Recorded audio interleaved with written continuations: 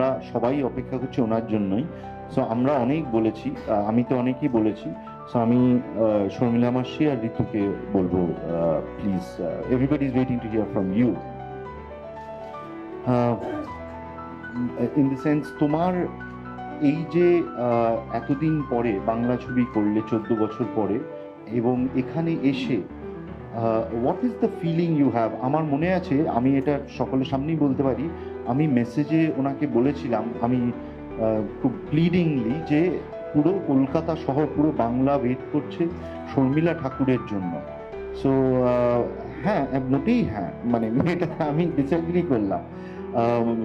So তুমি যদি একবার আসতে পারো।